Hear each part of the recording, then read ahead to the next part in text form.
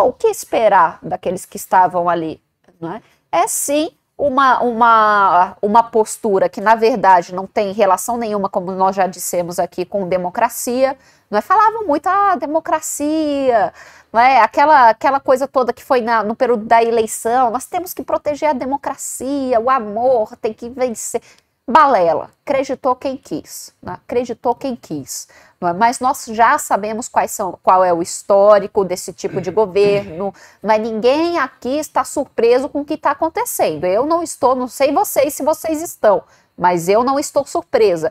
Então, essa parcela que defende ainda este governo, está gritando sem anistia, são aqueles que defendem a eliminação da oposição, a eliminação de quem pensa diferente. Basicamente, Marcelo, é isso. E mais do que isso, estão dando força ainda para as decisões monocráticas, não é, do ministro Alexandre de Moraes. Então, ele sente ali que ele tem um determinado apoio daqueles que buscaram eleger o atual governo. O mais assustador você foi muito precisa, você foi muito clara. É um grupo de pessoas que apoia, que se manifesta como defensores da democracia ou defensores do Estado Democrático de Direito. Não são coisas complementares. Estado Democrático de Direito é uma situação que garante que a democracia se configure. Só que tem um detalhe. São indivíduos que, sinceramente, eles reduzem a democracia à igualdade daqueles que estão com eles. Tudo aquilo que é diferente tem que ser extirpado, tem que ser eliminado. Eles têm uma relação da política que é uma relação de amigo e inimigo. Não existe a política como além da busca pelo poder. A política para eles é exclusivamente isso. Por isso, aqueles que estão fora do seu grupo ideológico, do seu grupo filosófico, do seu grupo partidário, esses devem ser aniquilados. Só que por que eu comecei falando isso? Pegando a reboque do que você trouxe, uma das coisas mais monstruosas que aconteceu na política brasileira foi a junção de Gramsci com Carl Schmitt.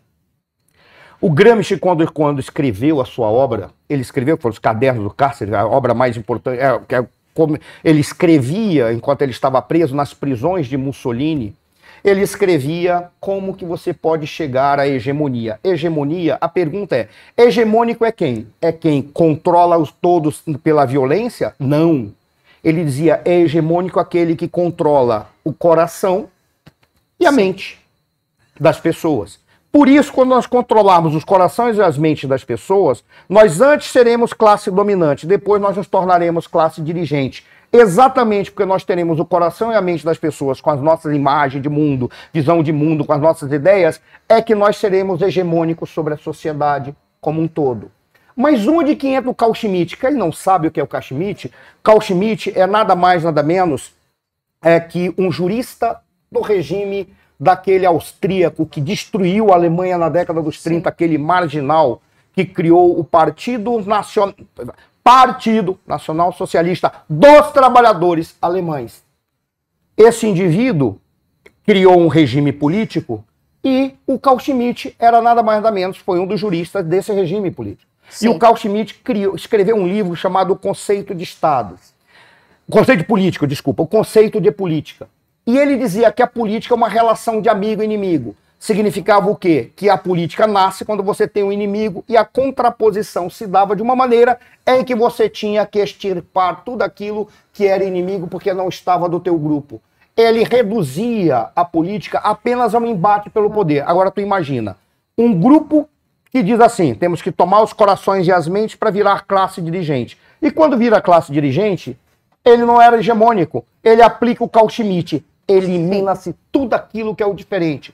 Esqueceram que a beleza da democracia está não apenas em controlar os seus governantes, mas o espírito democrático está em você admitir a existência do diverso, porque com o diverso, o diferente de você, é que pode estar a verdade, e com ele a sobrevivência da espécie.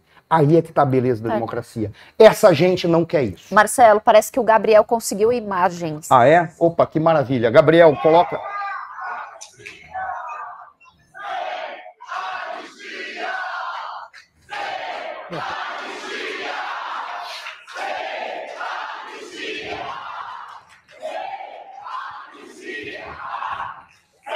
Olha só. Olha o orgulho dessas pessoas democratas. Bom dia a todos. Olha lá.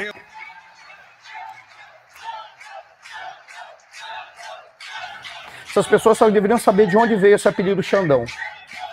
Antes de falar. Melhor não... manter o canal no ar. Mas... Não, mas é exato. Eu sou contra usar o apelido para ele, porque eu acho que é um apelido inadequado para um ministro. Ponto.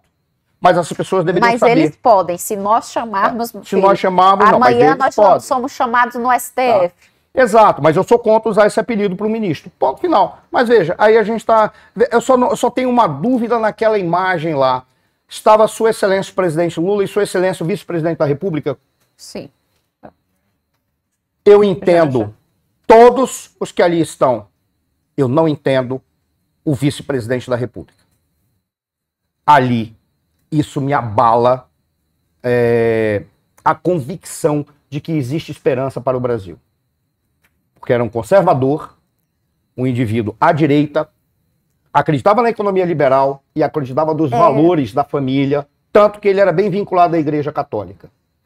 Eu não entendo o que esse senhor fazia ali. É exatamente isso que eu ia te perguntar, Marcelo. Eu estava aqui só esperando você concluir. O que o Alexandre de Moraes está fazendo naquele evento, que é o lançamento de uma política pública do governo federal? Me diz, por que o Alexandre de Moraes ali? Por que ele?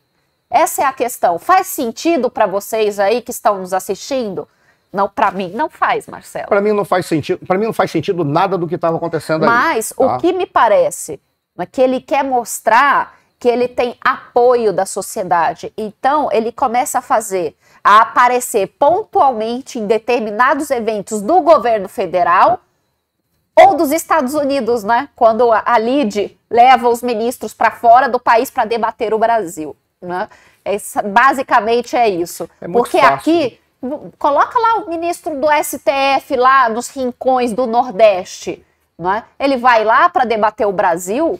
Ele vai lá para falar do Brasil? Dani, não vai, não é? Uma vez o Pavinato, quando fazíamos parte de um programa de outrora, um passado muito distante, de um local em que a vergonha existia, numa época em que a vergonha existia nas relações entre seres humanos, certa vez ele brincando me fez uma pergunta e disse, um sonho.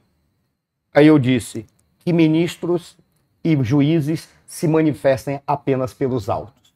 Este era o meu grande sonho. Sinceramente, eu não consigo entender como preserva o seu cargo, preserva a função governante, a função que tem, porque o judiciário também é governo, alguém que, sendo um ministro, um juiz, participa de manifestações políticas. Ele não pode, porque no momento em que ele participa, ele já mostra do lado em que ele está, como que ele vai poder julgar, buscar o equilíbrio da sociedade e um julgamento que traga e preserve exatamente a harmonia da sociedade se ele anteriormente, antecipadamente, já apresentou o lado do qual participa. Pois é, mas já passou da hora dos senadores colocarem limites ao STF. Não é porque, gente, que absurdo é esse? Esses ministros do STF, eles têm de ficar calados. Eles não foram eleitos. Eles foram indicados pelo presidente da República. Eles são responsáveis por julgar diversos processos no país, na Suprema Corte, que é a última instância do nosso país. Eles não podem ficar dessa forma participando de manifestações políticos eleitorais, porque na verdade é isso. O que por si já está errado.